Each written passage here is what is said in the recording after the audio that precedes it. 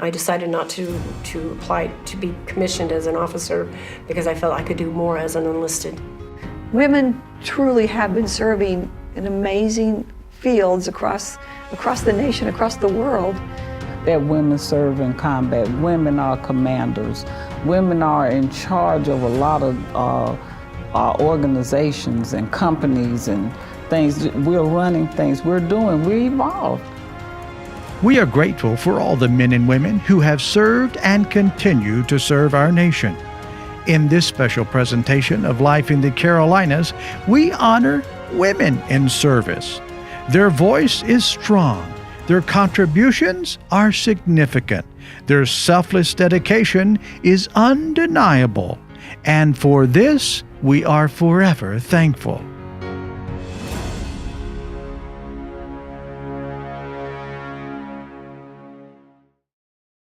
In cooperation with our friends at the American Legion and the American Legion World Series, I had the opportunity to sit down with women who have served our nation in various branches of the United States military. We had candid conversations about the challenges, victories, ongoing demands, and the evolution of women in service.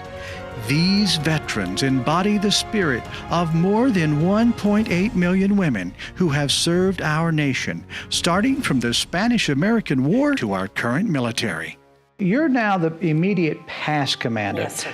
We refer to as commanders, past department commanders, has-beens, right? All kinds of different terms. You have served. We're loved. Yeah. Yes. So tell our viewers what a state commander for the American Legion does. We travel around the state, of course, and visit posts and I visit bases and guard bases, Camp Lejeune.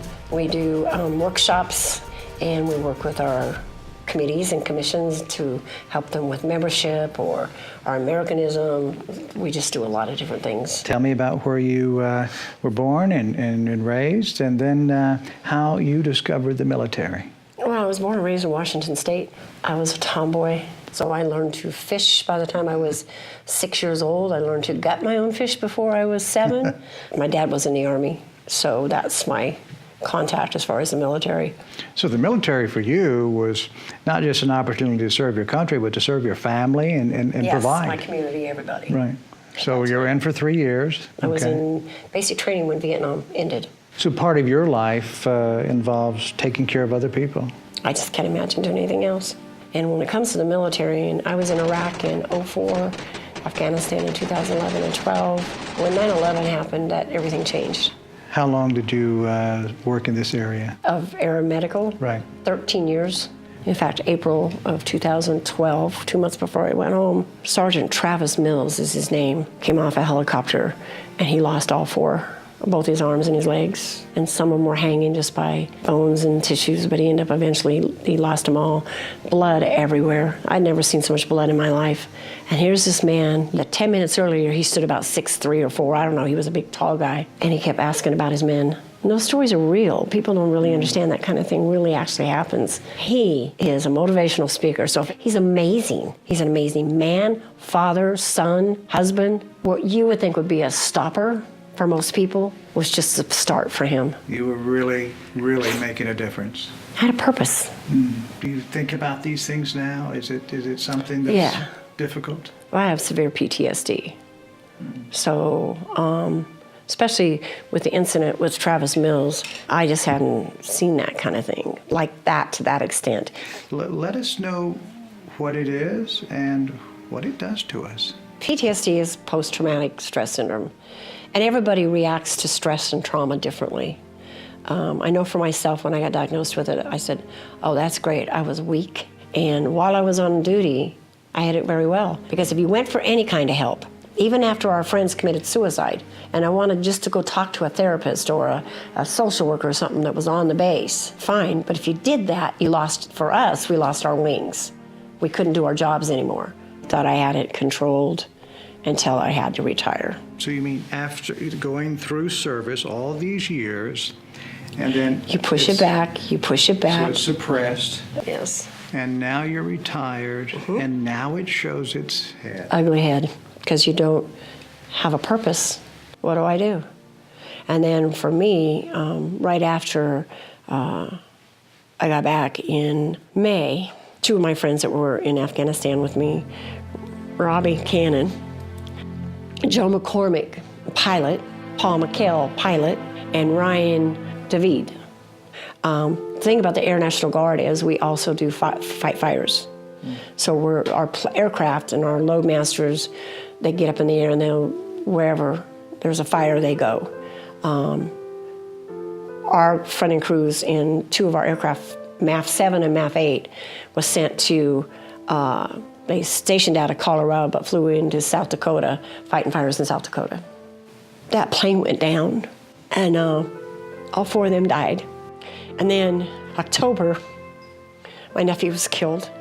He'd been back from Afghanistan for about 6 months or 8 months, something like that, and some girl drinking, smoking drugs, texting, went across the freeway, and he was on my sister's bike, and he T-boned it, and he died instantly. He was 22, turning 23 that week, left behind 2 little babies and a wife. It was more than I could almost take. And then not having anything to do, not knowing what I was going to do, what do I do? You didn't have the distraction anymore. And I don't know how to take care of me, because I never had really thought of me as worthily being, I just never thought of that. So I tried to commit suicide. I made that decision. And my husband to this day doesn't really understand, but he tries real hard. It's funny because I had written the letters, I had made the calls I wanted to make and did the plans I wanted. It's hard, I can't explain this. And even with my spiritual beliefs, wasn't enough. My family wasn't enough. I was tired, and I just didn't see a reason. Was that strong? And then I finally understood why people commit suicide. It's not because they're cowards. It's not about being a coward. It's about not having a reason to live anymore. You have to have a purpose, a goal, something that you wake up in the morning and look forward to doing. God intervened anyway. Because my son always called me in the morning. He never called me in the afternoons, nothing. All of a sudden the phone rings, and for whatever reason, I had laid the pills out, and I picked up the phone. It's my son. He goes, "Mom, hi. Just wanted to call you and tell you I loved you. What you doing?" And it just stopped me. And my husband forced me into treatment, and then I started working with the American Legion a lot. And the Legion helped save my life. I'm a veteran. Yes, I'm a female. I like being a female, but I'm a veteran. I earned that title, being a veteran. And I've been told that. You're not a real veteran. Okay, you didn't serve in combat zones. I didn't? What's your definition of a combat zone? Do you think women really weren't in combat zones? Do you think women really didn't die? What's the message from the commander's heart? I would go back tomorrow to Afghanistan. I would never change anything I've done. I love the military. And war is hell. There's no joke about that. War is hell. This coin was our national commander. We had, by the way, ladies, the first female national commander ever. So we're here, and we're staying.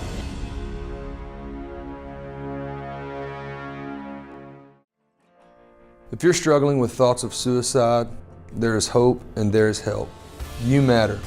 The National Suicide Prevention Lifeline is available 24 hours a day, 7 days a week. The calls are free and confidential. Call 1-800-273-TALK. That's 1-800-273-8255. You are not alone.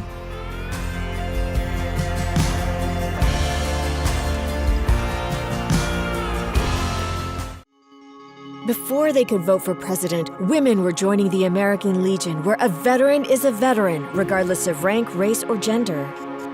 A century later, that founding principle still stands. Over 3 million members of the American Legion family continues to fight for the rights and benefits of all veterans.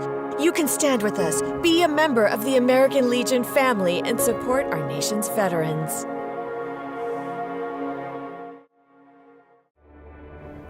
What is Team 100? Team 100 is a movement. A legacy. It's a reflection of our past. And a look into our future. Team 100 represents the best of us. It's 100 years of service to the community, state, and nation. Let's build a new legacy together. We are Team 100! Let's talk for a moment about suicide. Is there a difference, is a variance between men and women, or is it about the same as far as the problem? The last statistics I saw showed that women veterans, the numbers are higher for female veterans Than men? than men. They're not getting connected back into this society like they hoped they What were. do we do about that? Exactly. What do we do about that? I mean, that's not just, I mean, yes, you're the commander of the American Legion, Right. and you'll have someone else coming in, and there's always going to be a next person, but this is an American problem, Exactly. isn't it? It is an American problem. And we work very hard with the administration.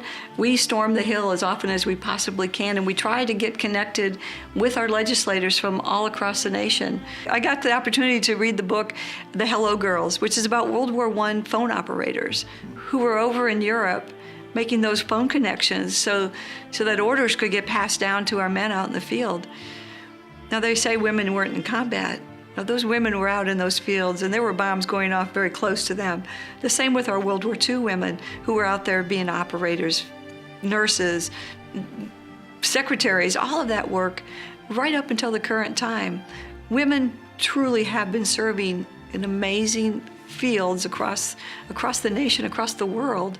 Sometimes it's just a matter of maybe people didn't realize where they were in harm's way. When you think about the nurses that served out in field hospitals, and even in our hospitals here in the United States, they saw horrific things. The men were being brought off the battlefield, and they were in those tents, helping to put them back together. They're suffering from post-traumatic stress just as badly as those who are actually on the field seeing it as well. They saw things that people don't normally see, Right. and that happens. And a lot of it. A lot of it, and that happens. We still have a war on terrorism going on.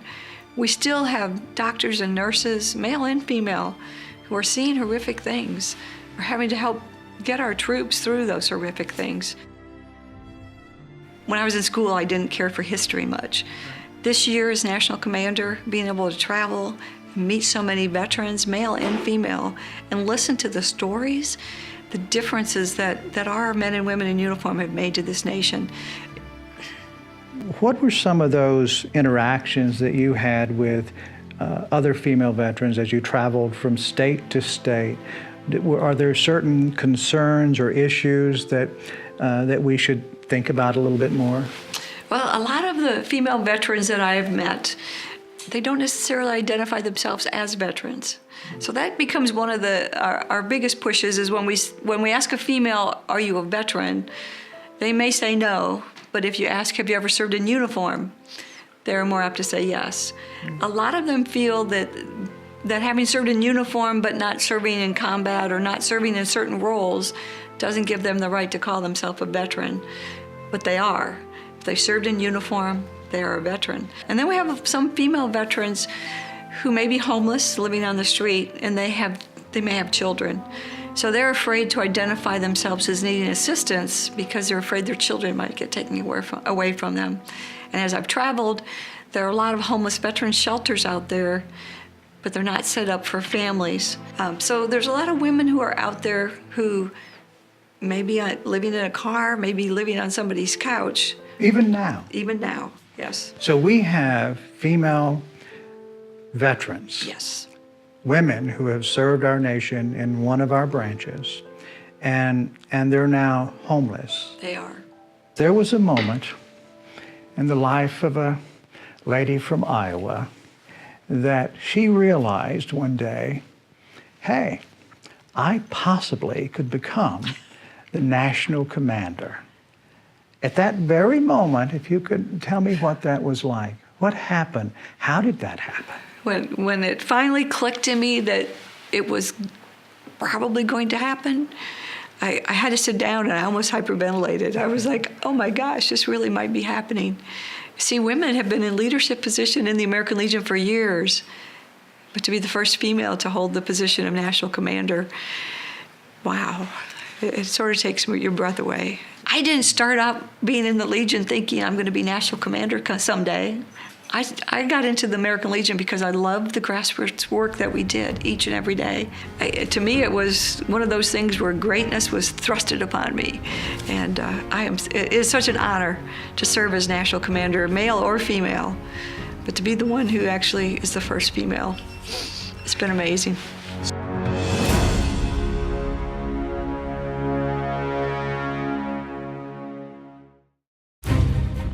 We believe in patriotism. We believe in our nation's youth. We believe veterans earn their benefits through their service to our nation. We believe in a strong national security. We believe in our country.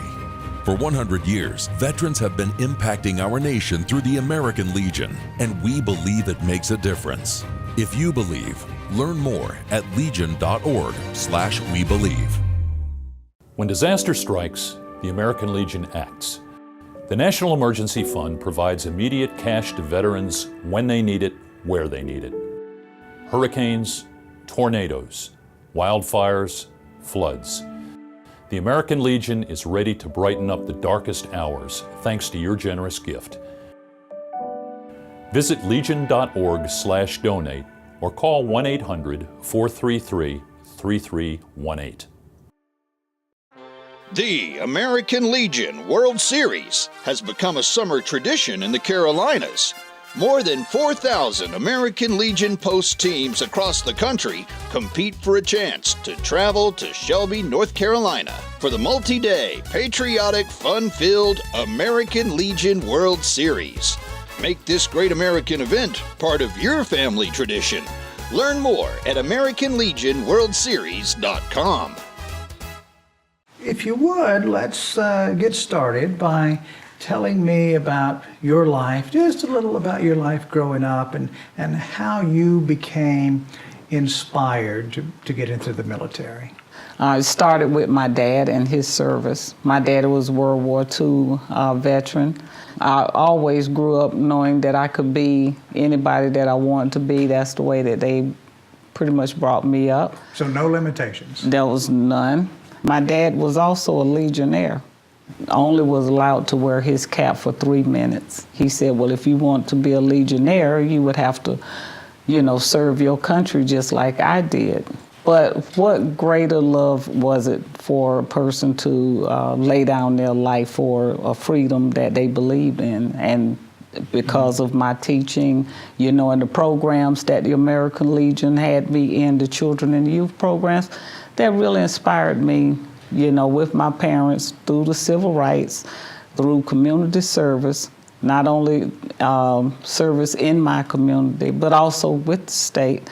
And all of this was important to me. So if you want those freedoms, then they have to be worth fighting for. So I decided to join the United States Army. As you served, were there there were moments that you felt that because you were a woman, that you were having to deal with issues that maybe the men weren't having to deal with? There were some gender concerns, that some guys had already. They were mostly preconceived already. Women have been serving and supporting our country for forever, from the Revolutionary, and even if you go back further than that. I do recognize that there were still some thoughts that people had about from race to gender, doing things that were not traditional. So you come from obviously a loving family, people who inspired you, but while you were serving, you lost your dad. I did. At 23, I lost him while I was serving in Germany. And that was very difficult for me because I think he was just getting to the point that he was accepting and to the fact that my daughter is okay. She's gonna be all right.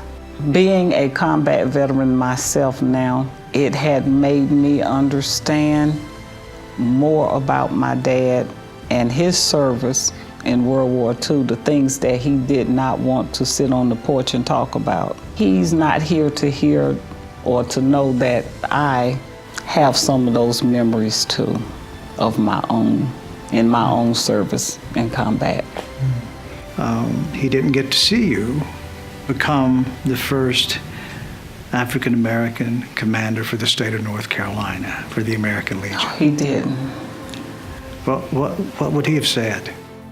Oh, I have often wondered what my dad would say about that, because no one would have ever thought, not even me, that this girl would grow up and be the first woman and first African American state commander with the American Legion. It really amazes me. Do you realize that we're in North Carolina? I don't know if we're ready for that yet, because I was listening to other people that said we're not ready for that. But my question was, why not? Women are doing a lot of things that they didn't do before. They know now that women serve in combat. Women are commanders.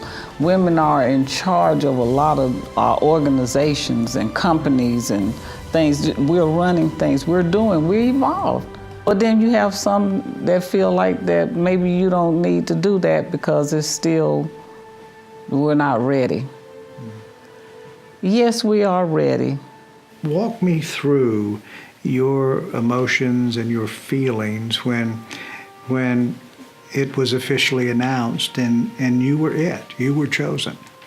I was scared a little, but at the same time I was very excited because it just felt like we're moving forward, and that was one of the things that I had on my campaign was, and I used it throughout my year, and sometimes I still say it, Forward March. But have you sat and thought about the fact that you now have a permanent place in American history? I have never really thought about it. You know, I just try to do the best I can to try to help as many people that I can. What do you have to say to people who are on a road, on a journey, trying to get from here to here? Be yourself and be true to yourself. Always work toward your dreams. A lot of times those great things will come upon you. It's never about service to yourself, but it's service to others. You can't get away from it, can you? No, I can't. And that's one thing that keeps me grounded. And it was about selfless service. What's the future look like for you? We have a nonprofit that I'm the founder visionary for since 2007. But it's Women Veteran Support Services Incorporated, and it is headquartered out of Raleigh, but we service the whole state of North Carolina. So with the American Legion, we are advocating to end veterans' homelessness. When you start talking about a veteran who's living on the street, and if they're unemployed, we're working job fairs across the nation to make sure that all veterans get employed as well. When you start going down a path of you don't have a home, you don't have a job, and you just don't feel like you're a good part of the community anymore, that's what leads to our veterans' homelessness, or veteran suicides as well. And as we're talking veteran suicide, it's like, we need to do more for that also. And again, that's where the American Legion is working hard to invite veterans into our Legion posts across the nation and say, we can help you. How can we help be a part of the solution? You need to know the signs if someone's at risk. I would say educate yourself. With our American Legion, the best part is just because you take the uniform off doesn't mean you stop serving the nation, because we're dedicated to serve one way or the other, in uniform or when we take the uniform off. It's a great nation. Somebody's got to keep it in check. Thank you for your service. Thank you so much.